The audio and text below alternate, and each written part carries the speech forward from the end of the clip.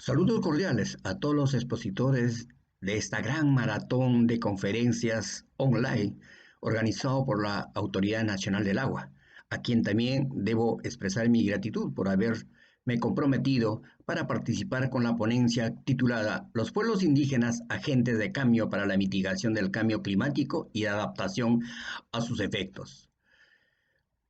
Empiezo esta intervención señalando que el Día Mundial del Medio Ambiente, que se celebra el 5 de junio de cada año, es la fecha más importante del calendario oficial de las Naciones Unidas para fomentar la acción ambiental. Y por ese hecho, desde el año 1974 se ha convertido en una plataforma global que une a gobiernos, instituciones ambientalistas, personajes públicos y ciudadanos en torno a un asunto ambiental apremiante. En otras palabras, la preocupación por el tema ambiental y como todos los seres todos los seres humanos debemos actuar para observar y preservar lo que nos rodea, se ha convertido no solo en uno de los objetivos fundamentales del día de la celebración anual del Día Mundial del Medio Ambiente, sino también en uno de los medios importantes por los cuales la Organización de las Naciones Unidas estimula la toma de conciencia en relación con el medio ambiente y aumenta las actividades y la atención de políticas dedicadas a la ecología. Después de estas palabras introductorias, permítanme responder a las diferentes interrogantes que iré enunciando a lo largo de esta ponencia. La primera de ellas, ¿qué entendemos por cambio climático? Previamente estimo necesario recordar que a lo largo de la historia de la humanidad, nuestro planeta se ha calentado y enfriado de manera natural, por lo que podríamos decir que los cambios en el clima siempre han existido. Pero entonces preguntémonos, ¿por qué recién se han encendido las alarmas? Porque hasta hace poco estos ciclos de cambio se producían en millones de años. Sin embargo, debido a la actividad humana, esta alteración se están produciendo con una frecuencia e intensidad sin precedentes. Dentro de este contexto, ¿no? Y buscando responder a la pregunta formulada, estimo necesario acudir a la Convención Marco de las Naciones Unidas sobre el Cambio Climático, donde se afirma que el cambio climático es un cambio en el clima atribuido directa o indirectamente a la actividad humana que altera la composición de la atmósfera mundial y que se suma a los cambios regulares que de manera natural se da en nuestro planeta. La segunda interrogante, ¿cuáles son las causas del cambio climático global? Aunque existen corrientes que achacan al cambio climático solo a factores naturales, lo cierto es que la mayoría de la comunidad científica ha llegado a la conclusión de que el ser humano es el responsable de esta emergencia climática y que sus emisiones de gases de efecto invernadero son los que calientan el planeta, siendo el CO2 el causante del 63% del calentamiento del planeta. Pero como existen otras causas, ¿no? Adicionales, acto seguido, comienzo a enumerar los más importantes. Por ejemplo, el aumento desproporcionado de gases de efecto invernadero, la deforestación, la combustión de combustibles fósiles, me refiero al carbón, petróleo, gas, etc. El uso de fertilizantes con nitrógeno, ejemplo la urea, la minería, cuyos relaves, cuyos residuos son vertidos al cauce de las fuentes de agua, pese a tener un alto grado de toxicidad. La ganadería es otra actividad, asimismo, que altera, ¿no?, la temperatura de nuestro planeta, pero también el aumento acelerado de la población mundial. Recordemos que en 1950 éramos 2.500 millones de habitantes. Hoy somos 7.500 millones. Y según los cálculos de las Naciones Unidas, ¿no?, en el año 2050 llegaremos a ser 9.000 millones de habitantes. Y para fines de siglo, 11.000 millones. Frente a todos estos graves problemas ambientales, la Tierra nos está lanzando un SOS que no podemos ignorar. frente a lo cual la comunidad internacional parece haber tomado mayor atención, pues así lo demuestran el Acuerdo de París y la adopción de los Objetivos del Desarrollo Sostenible. Sin embargo, desde mi particular opinión, aún falta todavía mucho que hacer. Tercera interrogación, ¿cuáles son las consecuencias del cambio climático? Tal como ya se ha señalado, el cambio climático afecta y afectará a todas las regiones del mundo y cuyas probables consecuencias se intensificarán en las próximas décadas, razón por lo que a continuación señalo algunas de las más importantes. Aumento de la temperatura media de la Tierra, derretimiento de los cascos polares y glaciares, aumento del nivel del mar y de su temperatura, alteración del ciclo hidrológico, aumento de la frecuencia e intensidad de los fenómenos meteorológicos extremos, cambio en los diversos ecosistemas, muerte o migración de diferentes especies animales y peligro de extinción de especies vegetales y otros recursos recursos naturales necesarios para la vida humana. Siguiente, grandes fenómenos meteorológicos como los huracanes, ciclones, lluvias, sequías extremas o inundaciones. Efectos sobre la agricultura y el espacio forestal. Escasez de alimentos y afectación a la seguridad alimentaria. Impactos a la salud humana, por ejemplo, la aparición de enfermedades tropicales como el dengue, la malaria, etc. En cuarto lugar, preguntémonos, ¿a quiénes afectará el cambio climático?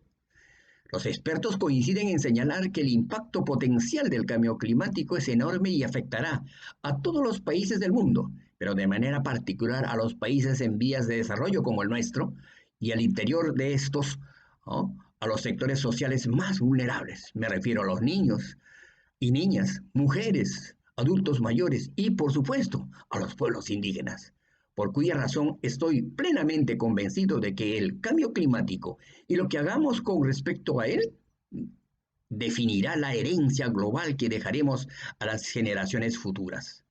Pero para entender la magnitud de este reto, considero que es necesario conocer los efectos que viene causando el cambio climático, ¿no?, en los pueblos indígenas y a su vez conocer y analizar las respuestas que vienen dando a este fenómeno global.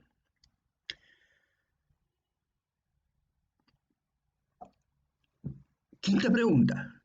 ¿Cómo afecta el cambio climático a los pueblos indígenas? Los pueblos indígenas son los primeros que tienen la necesidad de afrontar las consecuencias directas del cambio climático, debido a su dependencia del medio ambiente y de los recursos naturales, así como a su estrecha relación con los mismos. Sin embargo, cabe anotar que el cambio climático agudiza mucho más las dificultades históricas que enfrentan los pueblos indígenas del mundo entero, debido a la marginación política y económica, a la pérdida e invasión de sus territorios, a la depredación y contaminación de sus recursos naturales, a la violación de sus derechos humanos, al desempleo, a la discriminación, etc. Al respecto, paso a citar algunos ejemplos.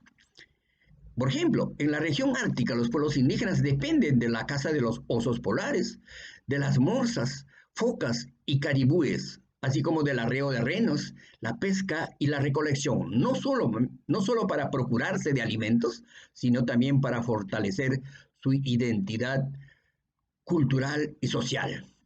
Otro ejemplo, en la cuenca del Kalahari en África, los pueblos indígenas vienen sufriendo el aumento de las temperaturas y de la velocidad de los vientos, así como la expansión de dunas y la pérdida de vegetación que repercuten negativamente en sus prácticas tradicionales. De crianza de ganado vacuno y caprino, cuya situación los obliga hoy a vivir cerca de pozos perforados por el gobierno y a depender de la ayuda oficial para sobrevivir.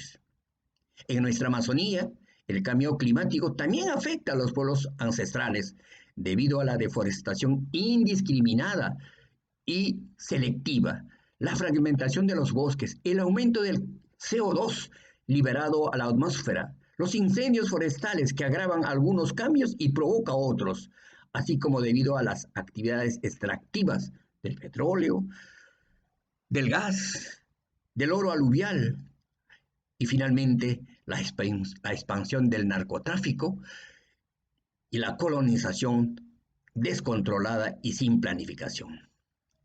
En sexto lugar, preguntémonos, ¿cuáles son las respuestas de los pueblos indígenas a los efectos del cambio climático?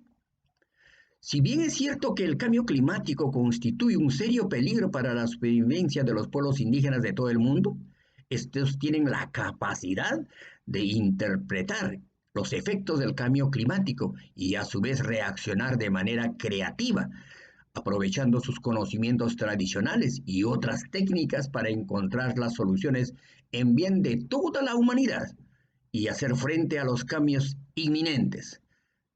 También señalemos algunos ejemplos. En Bangladesh, los aldeanos están creando jardines flotantes de vegetales para proteger sus medios de vida de las inundaciones.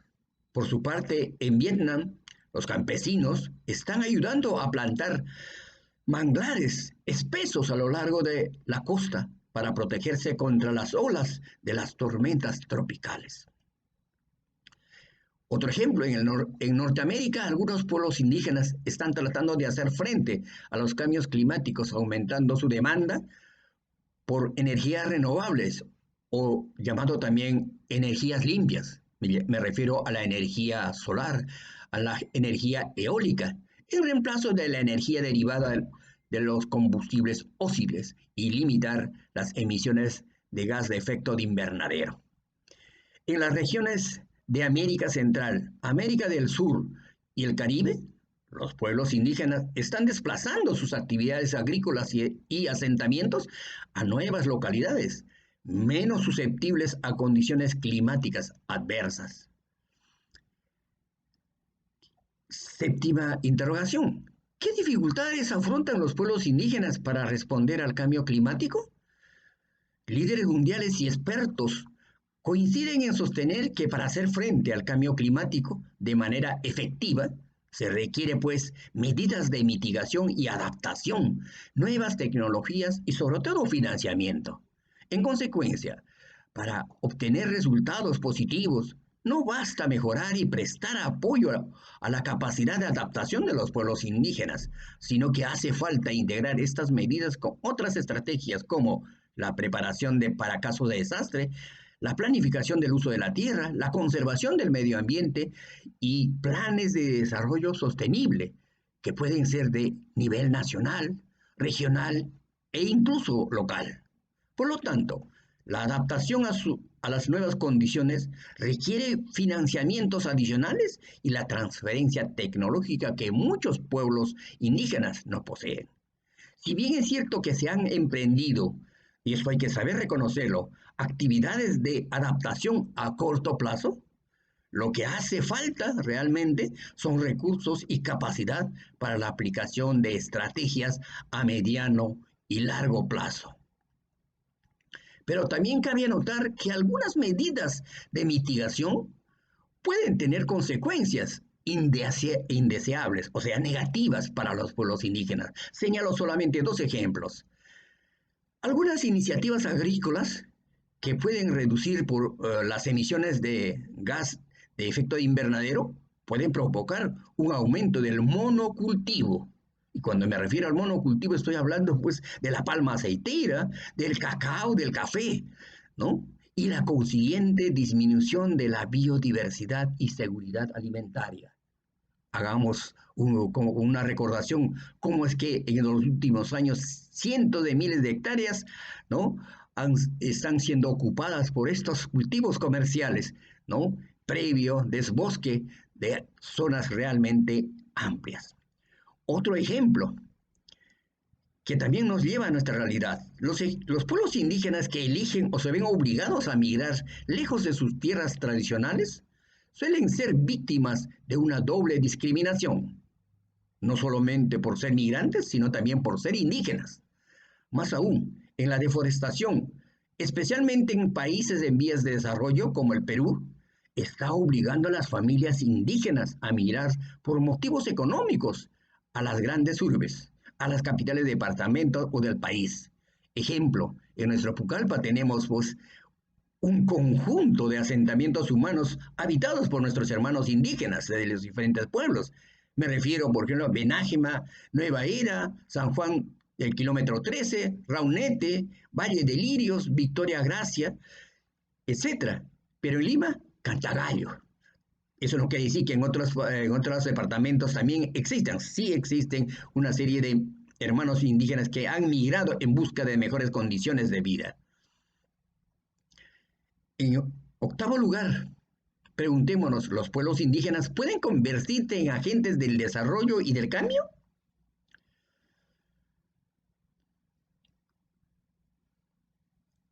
Efectivamente, los pueblos indígenas se ven afectados no solo por el cambio climático de diferentes maneras, como lo hemos señalado a lo largo de esta ponencia, sino también por las políticas o acciones públicas aplicadas para hacer frente. Por esta razón, expreso mi coincidencia con aquellos expertos que plantean la necesidad de que los pueblos indígenas deben participar como verdaderos agentes del cambio y el desarrollo.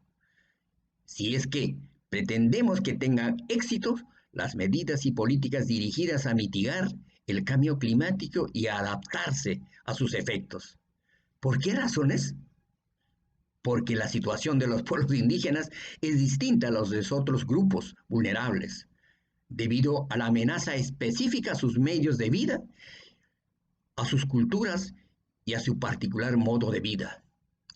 En segundo lugar, porque los pueblos indígenas, con sus conocimientos y ocupaciones tradicionales, tienen pues un rol excepcional que desempeñar en la acción climática, que abarcan tanto las medidas de mitigación y adaptación a los efectos derivados del cambio climático. En conclusión, para que la acción climática tenga éxito, los pueblos indígenas deben ser considerados poderosos agentes de cambio y desarrollo.